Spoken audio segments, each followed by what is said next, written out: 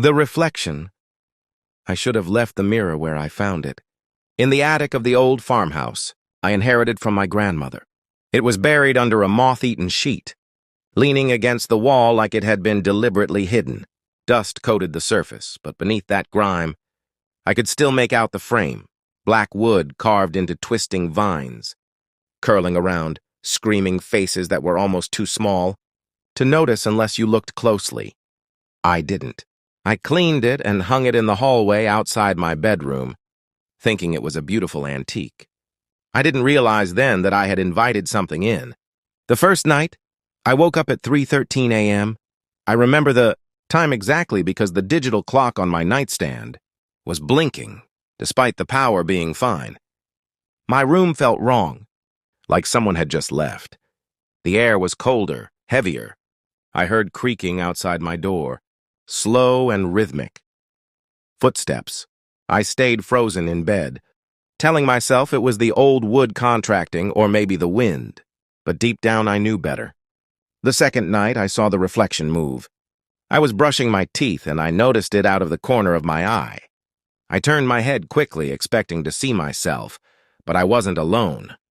My reflection was grinning, wide and toothy, while my real face was frozen in horror. Its eyes were wrong, darker, sunken, like they had seen something they could never unsee. It tilted its head, but I hadn't moved. I screamed and ran to my bedroom, slamming the door behind me. I didn't sleep. I couldn't. The third night, it stepped out. I don't know how to explain it. I was staring at the mirror, heart pounding, trying to convince myself it was just stress, lack of sleep. But then, the surface of the glass rippled, like water, and something pulled itself through. It looked like me. But it wasn't.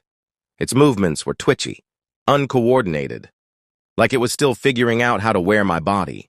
It smiled at me with my mouth. "You've had your time," it whispered, voice sticky and wet. "Let me try." I turned and ran, but it was faster. It pinned me down, pressed its face close to mine. I saw myself looking down at me with no love, no mercy. Just hunger. That was 3 days ago. I don't know where I am now. Everything is cold, dark, and silent. I pound on the other side of the mirror, but no one hears me. I can see my body walking around, living my life. It waves at neighbors. It answers texts. It wears my smile better than I ever did. And sometimes, when it's alone, it stares at the mirror and waves at me, grinning, waiting for someone else to hang it on their wall, letting it in,